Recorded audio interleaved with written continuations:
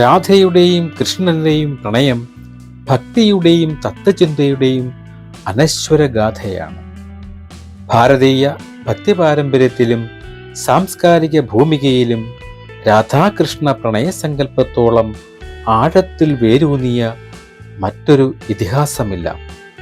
ഇത് കേവലം ഒരു പ്രണയകഥയെന്നതിലുപരി ജീവാത്മാവും പരമാത്മാവും തമ്മിലുള്ള അഭേദ്യമായ ബന്ധം ഏറ്റവും ഉദാത്തമായ കാവ്യാത്മകമായി ആവിഷ്കരിക്കപ്പെടുന്നു, കണക്കാക്കപ്പെടുന്നു.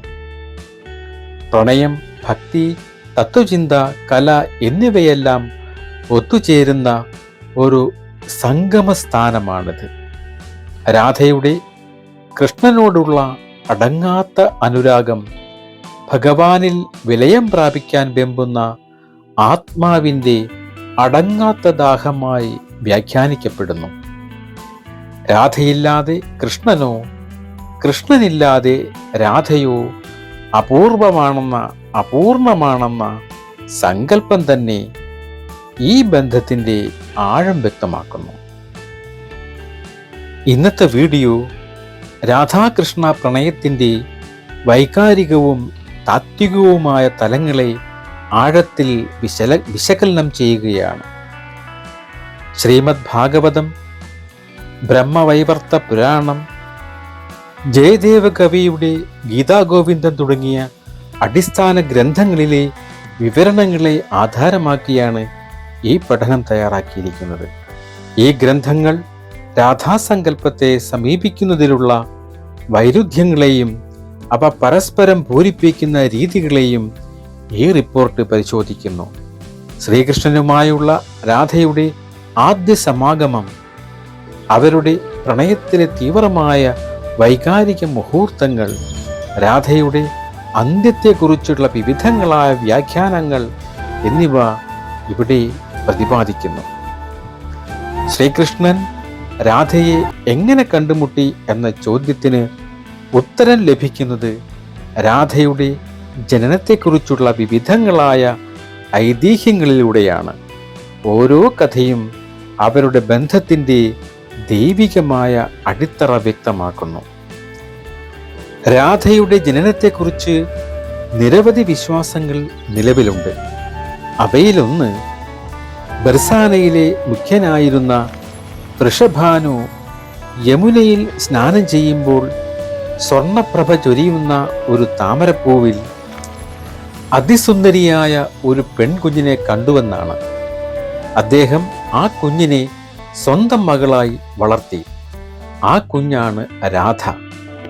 മറ്റൊരു വിശ്വാസമനുസരിച്ച് വയൽ ഉഴുതുമറിക്കുന്നതിനിടയിലാണ് വൃഷഭാനുവിന് തേജസ്വിനിയായ ഈ പെൺകുഞ്ഞിനെ ലഭിക്കുന്നത്. എന്നാൽ ഏറ്റവും പ്രചാരമുള്ള സങ്കല്പങ്ങളിലൊന്നാണ് രാധ അയോനീജനയാണ്, അതായത് ഗർഭപാത്രത്തിൽ നിന്ന് ജനിക്കാത്തവൾ. കാറ്റിൻ്റെ രൂപത്തിൽ വൃഷഭാനുവിൻ്റെ പത്നി കീർത്തിയുടെ ഗർഭപാത്രത്തിൽ പ്രവേശിച്ച് ദിവ്യ ശിശുവായി അവതരിച്ചു എന്നും വിശ്വസിക്കപ്പെടുന്നു.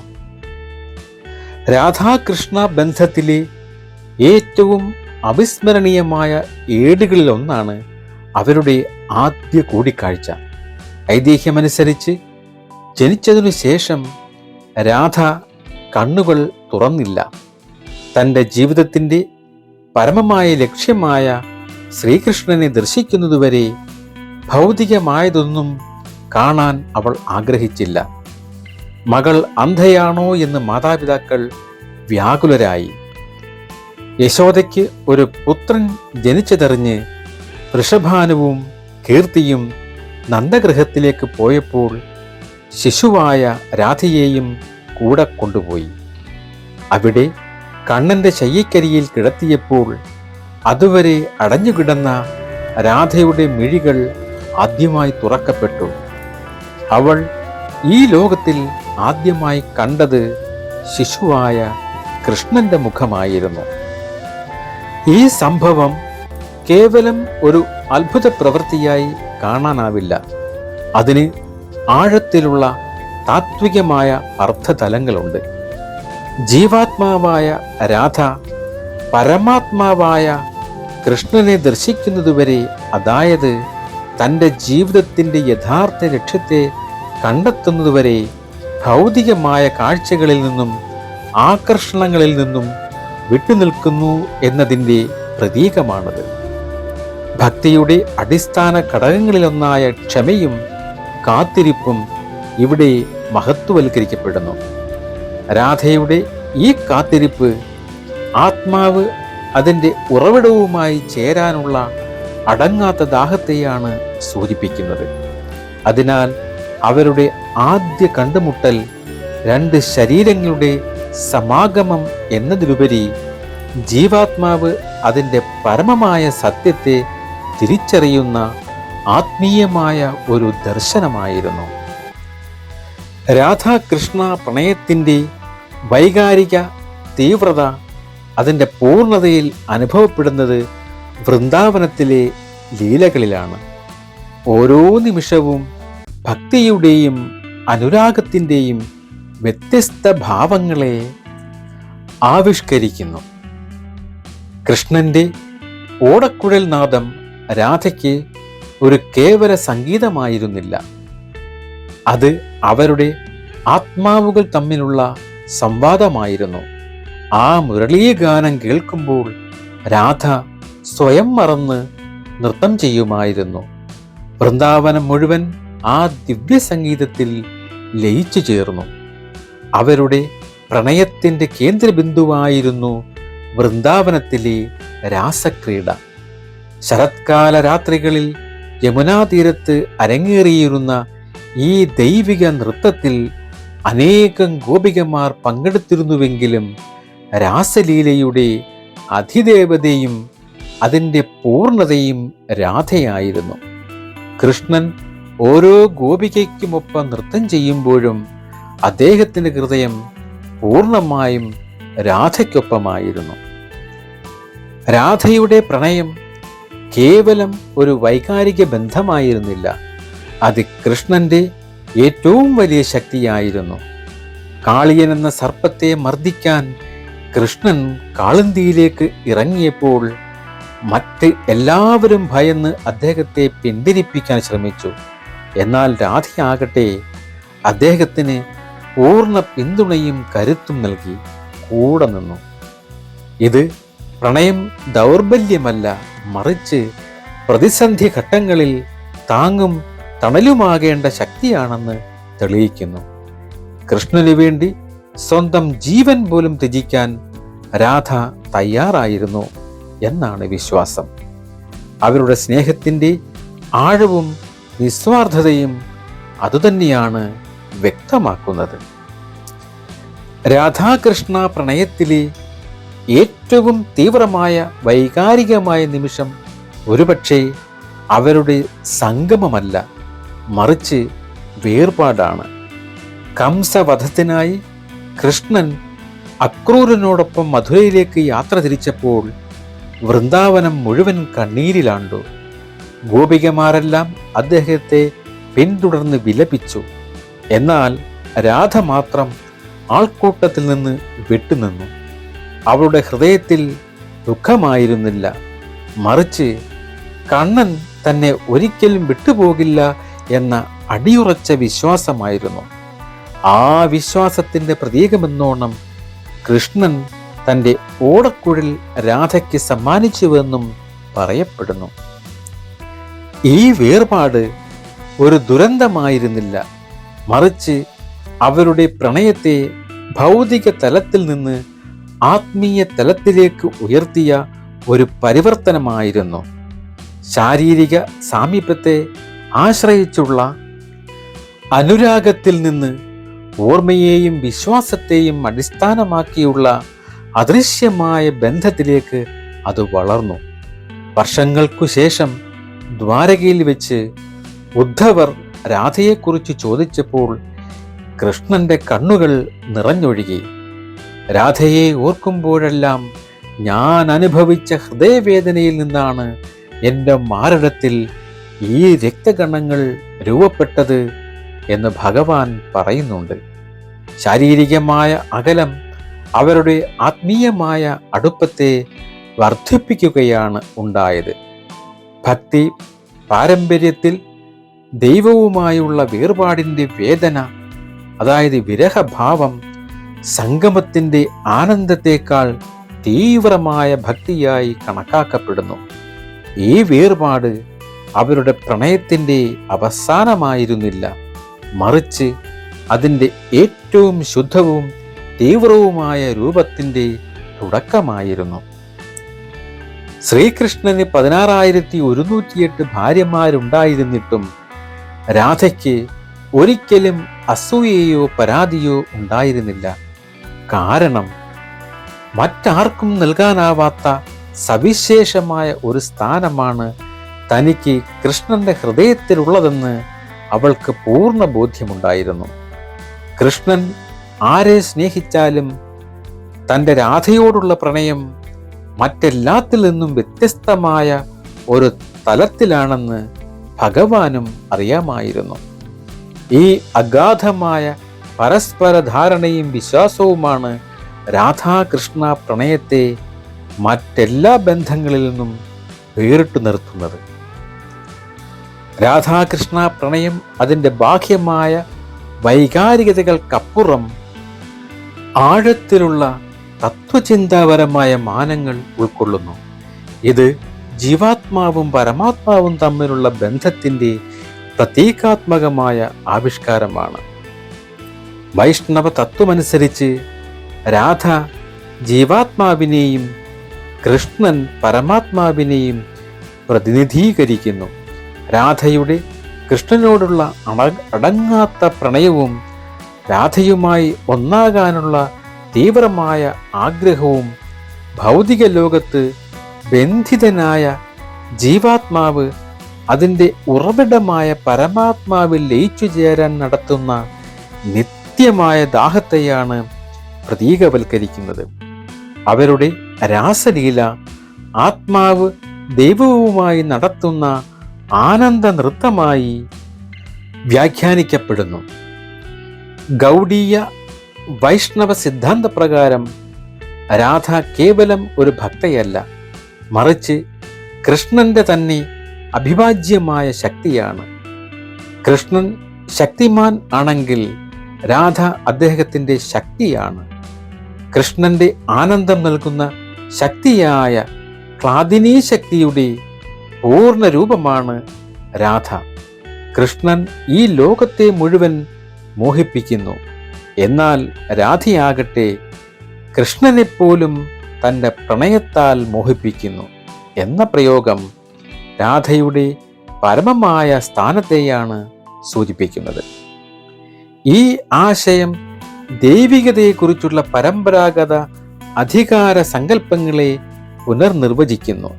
ഇവിടെ ദൈവം കേവലം ഒരു അധികാരിയും ഭക്തൻ വിധേയനുമല്ല, മറിച്ച് അവർ പരസ്പരം പൂരിപ്പിക്കുന്നവരും ആശ്രയിക്കുന്നവരുമാണ്. രാധയുടെ സ്നേഹമില്ലാതെ കൃഷ്ണൻ അപൂർണനാണ്. ഇത് ഭക്തിയെ കേവലം ഒരു സമർപ്പണമായി കാണാതെ ദൈവത്തെ പോലും നിയന്ത്രിക്കാനും പൂർണ്ണനാക്കാനും കഴിവുള്ള ഒരു ശക്തിയായി ഉയർത്തുന്നു.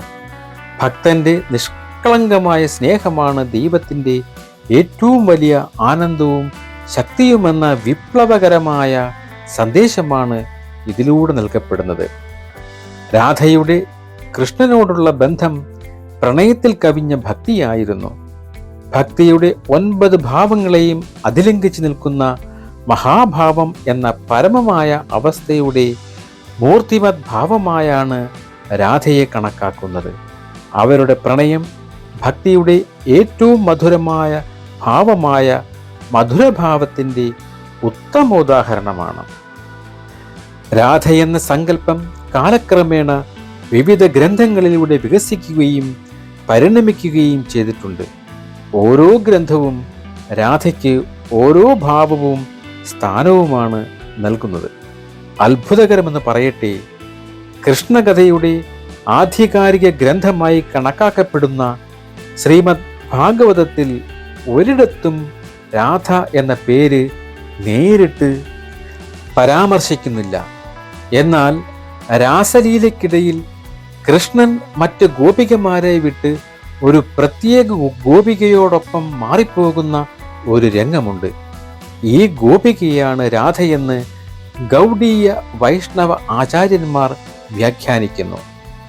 ആ സമയത്ത് മറ്റ് ഗോപികമാർ അസൂയയോടെ പറയുന്ന അനയാരാധിയോ നൂനം ഭഗവാൻ ഹരീരീശ്വര, തീർച്ചയായും ഈ ഗോപികയാൽ ഭഗവാൻ സവിശേഷമായി ആരാധിക്കപ്പെട്ടിരിക്കുന്നു എന്ന ശ്ലോകത്തിലെ ആരാധിത എന്ന പദത്തിൽ നിന്നാണ് രാധ എന്ന പേരിന്റെ ഉത്ഭവമെന്നും അവർ വാദിക്കുന്നു.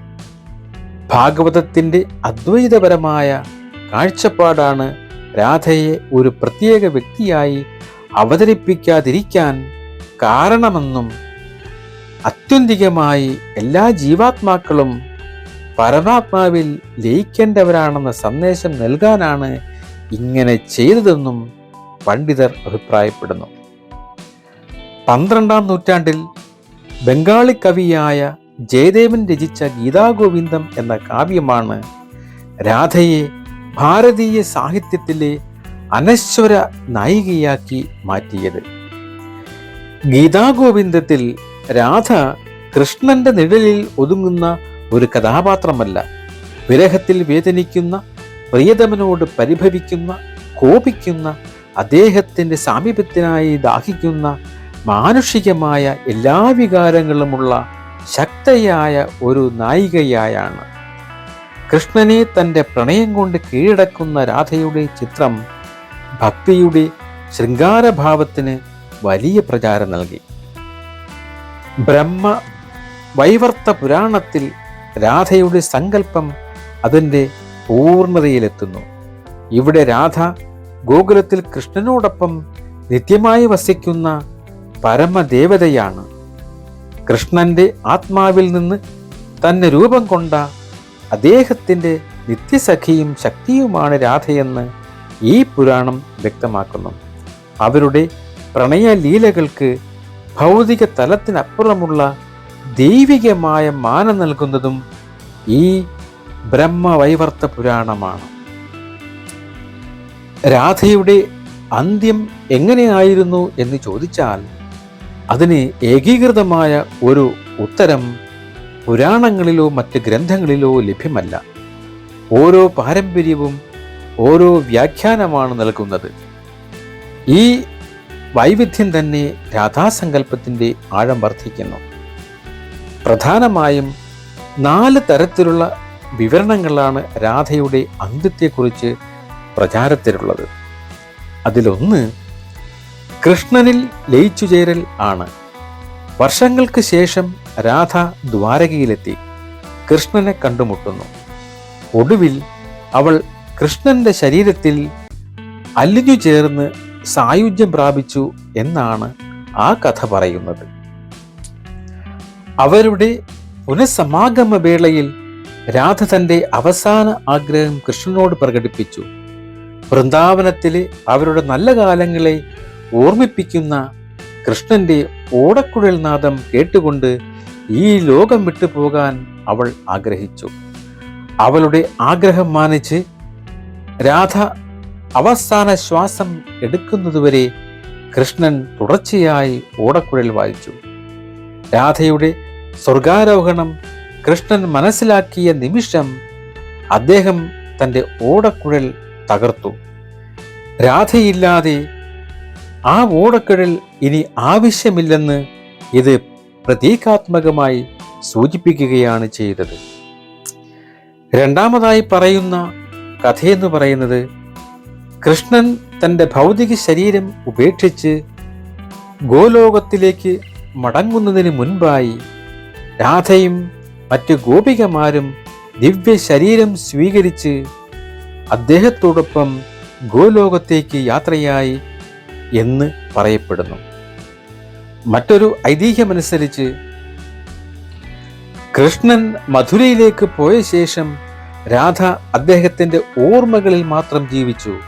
കാലക്രമേണ ആ വിരഹവേദനയിൽ ഉരുകി ഒരു ജീവച്ഛവമായി അവൾ ഇല്ലാതായി എന്നും പറയപ്പെടുന്നു. ഈ വ്യത്യസ്തമായ അന്ത്യങ്ങൾ പരസ്പരം വൈരുദ്ധ്യങ്ങളായി കാണേണ്ടതില്ല. മറിച്ച് അവ ഓരോന്നും രാധാകൃഷ്ണ ബന്ധത്തിന്റെ ഓരോ ത്വാത്വിക തലത്തെയാണ് പ്രതിനിധീകരിക്കുന്നത്.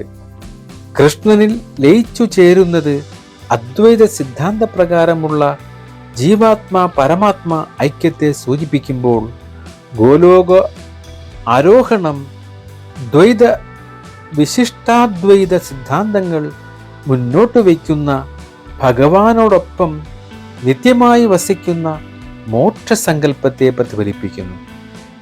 ഓടക്കുഴൽ നാദം ലയിക്കുന്നത് ഭക്തിയുടെയും കലയുടെയും മാർഗത്തിലൂടെയുള്ള സായുജ്യത്തെ കാണിക്കുന്നു. വിരഹത്തിലെ അന്ത്യം ഭൗതിക ലോകത്ത് പ്രണയം അനുഭവിക്കുന്ന വേദനയുടെയും ത്യാഗത്തിൻ്റെയും മാനുഷികമായ തലത്തെ ആവിഷ്കരിക്കുന്നു.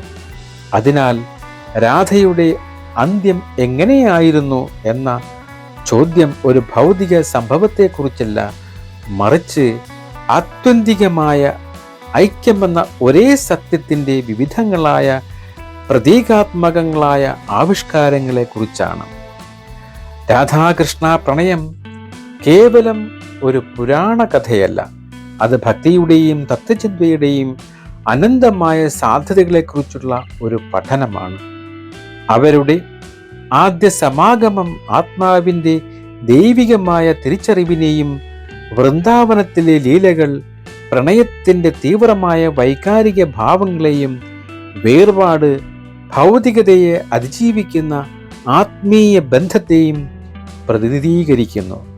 ശ്രീമദ് ഭാഗവതത്തിലെ അദൃശ്യ സാന്നിധ്യത്തിൽ നിന്ന് ഗീതാഗോവിന്ദത്തിലെ ശക്തയായ നായികയിലേക്കും വൈവർത്ത പുരാണത്തിലെ പരമദേവതയിലേക്കുമുള്ള രാധയുടെ പരിണാമം ഭാരതീയ ഭക്തിസങ്കല്പത്തിന് വളർച്ചയുടെ ചരിത്രം കൂടിയാണ്. ഈ പ്രണയഗാഥ ഭാരതീയ കലാ, സാഹിത്യം, സംഗീതം, നൃത്തം എന്നിവയിൽ ചെലുത്തിയ സ്വാധീനം അതുല്യമാണ്. ജയദേവന്റെ ഗീതാഗോവിന്ദം അഷ്ടപതിയായി ക്ഷേത്രങ്ങളിൽ ഇന്നും ആലപിക്കപ്പെടുന്നു. രാസലീല ഒരു ഉദാത്തമായ നൃത്തരൂപമായി ലോകമെമ്പാടും ആസ്വദിക്കപ്പെടുന്നു. ചൈതന്യ മഹാപ്രഭുവിനെ പോലുള്ള ഭക്തിപ്രസ്ഥാനങ്ങളുടെ ആചാര്യന്മാർക്ക് രാധാഭാവം തന്നെയായിരുന്നു ആരാധനയുടെ മാർഗം. ഇന്നും കോടിക്കണക്കിന് ഭക്തർക്ക് ആശ്വാസവും പ്രചോദനവും നൽകുന്ന കാലത്തെ ജീവിക്കുന്ന ഒരു പാരമ്പര്യമായി രാധാകൃഷ്ണ സങ്കല്പം നിലകൊള്ളുന്നു. അത് പ്രണയത്തിൻ്റെ ഏറ്റവും ശുദ്ധവും നിസ്വാർത്ഥവുമായ രൂപം എന്താണെന്ന് ലോകത്തെ പഠിപ്പിച്ചുകൊണ്ടേയിരിക്കുന്നു.